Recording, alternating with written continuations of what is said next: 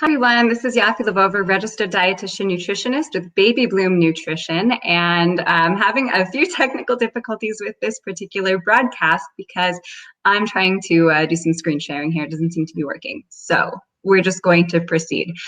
Today I want to talk about your overweight child. Should you put them on a diet or not? So I want you to comment, do you have a child who you would consider overweight, who you think needs some intervention, or have you explored this before? Are you facing this particular struggle? So comment, let me know if this is something that you are struggling with right now, or if you struggled with it in the past and how you dealt with it. So here's the thing, the AAP, American Academy of Pediatrics, has changed their position. Prior to 2016, they were recommending that for a child with a particular BMI, they should consider focused weight loss, intense changes, and for teenagers, even surgery. And in 2016, all of that was upended when it was finally recognized that we can't prioritize physical health over emotional and social health, that these recommendations were leading to more obesity, were leading to eating disorders and disordered eating and other social isolation, food preoccupation, and that this was not the way to move forward. That by giving this advice, it may result in a lower BMI, body mass index, which reflects your size. But more often than not, it was damaging psychologically. And that is why the recommendation is that children should not be on diets. End of story. Does that mean that you can't do anything to promote health in your family? No, of course that doesn't. It just means that we need to stay away from certain formal programs that promote weight loss. We need to look at nutrition as an all-encompassing idea, that it's not just limited to an arbitrary checklist of micro and macronutrients. We need to think about the social environment, the emotional environment, as well as activity and what goes in your mouth. I mean, all of that, these are all really big, important factors when it comes to a child's health. And it is as a dietitian, I think it's our most important job as parents to guide our children towards a healthy relationship with food so that they don't have this obsession and preoccupation with food that we have.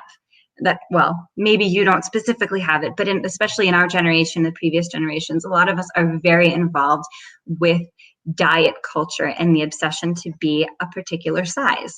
So what can you do about it? First, why am I doing this broadcast? Because I'm angry. I'm just going to put that out there. I am angry. I see a lot of posts on Facebook about children and their weight and how it should be handled. And as I addressed last week with your underweight child, you don't want to take advice on Facebook. You don't want to take advice from someone who's trying to sell you something but doesn't have the appropriate credentials, education, experience, supervision in order to look at your family and your family history, your medical history, emotional and social history, and determine where to go in order to pursue a healthy lifestyle. You really want to be sure to take your advice from a reasonable and responsible source. So who told you there's a problem with your child? Is there a problem? Did you hear it from a neighbor, a friend, family member, the checkout person at Trader Joe's? Just kidding, I love Trader Joe's, but still, is it from a relative, from a stranger? Or did your pediatrician say something about your child being the wrong size? Let's just put that in quotes, the wrong size. So here's the thing. Children really identify, they really internalize what you say to them, and they will identify with that. So if you tell a child, you can't have this food, it's bad. Whatever that food is, whether it's grapes, and yes, I'm not going out on a limb. There are children being told that grapes are bad because they are too high in sugar. Whether you're telling them that it's grapes that are bad or a cake that's bad, they hear that as, I am bad if I eat that. That food has been moralized and now impacts who they are as a person when they decide to have some. Now let's take that one step further. If a child hears through a nutrition program at school that grapes are bad, and then goes home and the unsuspecting mother laid out a very well-balanced and well-meaning snack that includes grapes, that child not only thinks I'm bad if I eat those, but mommy's bad for giving them to me. So we have to be very careful when expressing ideas of nutrition to children because they're not in control of their nutrition. So we need to be very careful. So what is appropriate? It depends on the age. So I'm going to, well, I had a slide prepared, but it doesn't seem to be working out so well to share that. So a friend of mine, Dina Cohen, who is an eating disorder registered dietitian, wrote a fantastic article that hopefully I will be able to link to if I get permission. Dina, if you're watching, give me the thumbs up. From ages 2 to 5, we need to expose children to a variety of foods. And this actually starts earlier. Once you start with solid food, you should give them a variety of different types of food to expose them to different flavors and textures and colors. Just a lot of different exposure is really going to set them up to be more open-minded as they move forward. So you can teach them about where different foods come from. And you can talk, for instance, about broccoli. What does it look like? What does it sound like when you crunch it? What does it feel like in your mouth? Where do you think it grows? Can you eat that broccoli like a dinosaur? How do you think a dinosaur would eat that broccoli? This is all appropriate conversation with a small child concerning broccoli, and it could be concerning anything. Have fun with it. But what you want to stay away from is broccoli is better than cake because that's not really, it's not productive and it's not going to feel good to the child. They're not going to take as much away from it. And once you go negative, children tend to block you out. You ever think about how you yell at your children and be like, don't do this, don't do that. They don't respond as well as if you tell them what to do or you encourage them in a more positive way. So it's the same with nutrition. If you go to a negative place, they put up a wall. So you can talk about that and you can cook too. And in her article, Dina says that you can do that from age 5 to 7. But I'm an advocate of cooking very early with kids. I do toddler test kitchen at the Hallie Hart Children's Museum starting at age 2. Yesterday, we actually had a guest who was 19 months old, and while she wasn't as focused because it's not appropriate at that age to expect a lot of focus, she had a blast making sushi. So you can really start much earlier. I've been posting pictures of my little guy at 18 months hitting the buttons on the food processor and the blender. You can start with that. This is a very healthy way to introduce these concepts. Also, gardening, singing, watch YouTube videos of goldfish eating broccoli. There's a lot of fun stuff out there that's available if you just look for it. So between age 5 and 7, get a little more advanced with your cooking and visit a farm, do some gardening, talk more about foods and where they come from and how you might cook them. If you add a little bit of salt, what do you think that would change in the flavor? What do you think changes if you cook something versus if you have it raw? These are great conversations to have with kids between 5 and 7. Once they get a little bit older, between 7 and 11, you can start talking about food science at that point. And you still want to keep things positive. You still want to talk about different nutrients and what they do to your body and avoid, but cake doesn't help you grow. I've heard this, we have healthy versus not healthy. We have good versus bad. And we have grow versus woe. There are grow foods and there are woe foods. This is also negative. All of that is an example of putting morals on food, and the kids are going to absorb that in an unhealthy way, and it will lead to an unhealthy relationship with food, which lasts your whole life. So what can you do? How can you do this? So Dina wrote, when we have pizza, we're getting some dairy. Yes, from the cheese. You can talk about the fat content. You can talk about how cheese melts and why and all of that. The crust is green. And you talk about how the different properties of any given meal are going to help in different ways. I started doing that from a much younger age, just because you're supposed to talk to your kids at the table, and nutrition science is always just on the top of my mind. So I always just talk to them about that. We talk about what grows on vines versus what grows on trees or in the ground. And these are all fun conversations for kids of any age.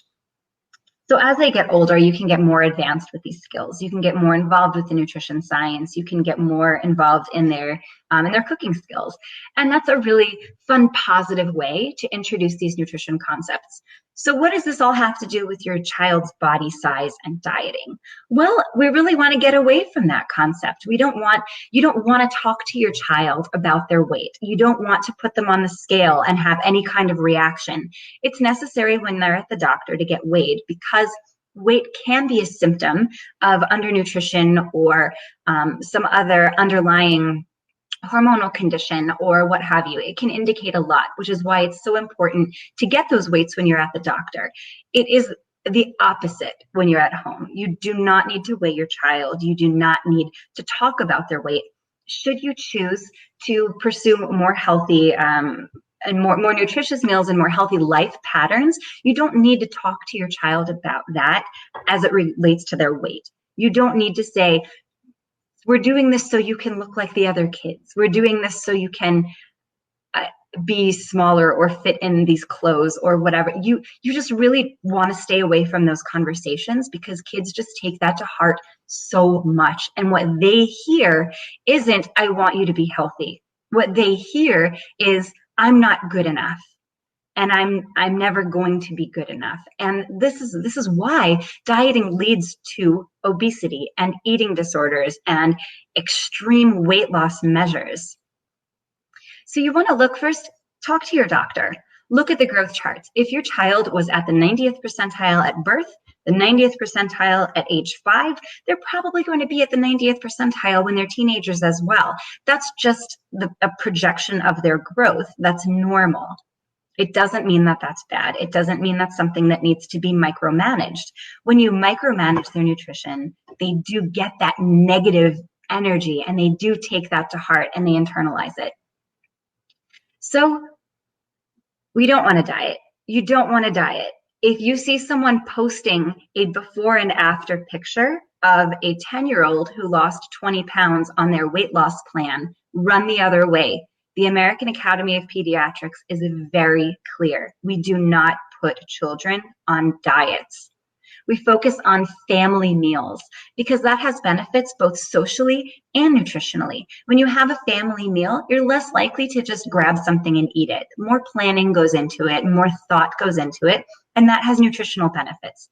And sitting with your family has social benefits. You talk about the day. You have more mindful meals as you have no distractions at the table, no TV, no cell phones. And that leads to more of a social health environment as well. You really want to just stay away from all the negative. Okay, getting back to that piece of cake. I'm bad because I ate it. But we were at a wedding and grandma gave me a piece of cake, and so now grandma's bad too. It creates a lack of trust with the caregiver when a child thinks that something is bad and someone gave it to them. It's much better to teach moderation and to experience moderation in your house. This is really the way to create a healthy relationship with food. If you feel like you need help establishing balance in your house so that your entire family can be on a more healthy path, definitely contact a registered dietitian who is using division of responsibility, intuitive eating, and a very gentle nutrition approach. You want to enjoy this time with your children. You don't want it to be rife with struggle and with micromanaging nutrition. Think about how awful it feels to be obsessed with food, to think about every bite that goes in your mouth, to deny yourself. Don't we want to save our children from that fate? We've all been sucked into this culture at one point or another, and we can prevent that in our children by just taking gentle nutrition steps and teaching nutrition in a positive and encouraging way. As far as movement, it should be joyful. I did a nap time nutrition on joyful movement with trainer Sarah Kupfer, and we talked about different ways that kids can move, and adults even can move in a happy way. You should look forward to your exercise time. You shouldn't be dreading it. And I'm looking forward to some exercise time now. So come visit me at Toddler Test Kitchen in Tempe, Arizona. We cook 2 through 6-year-olds, and they cook. We made sushi yesterday. We're doing baked falafel next week.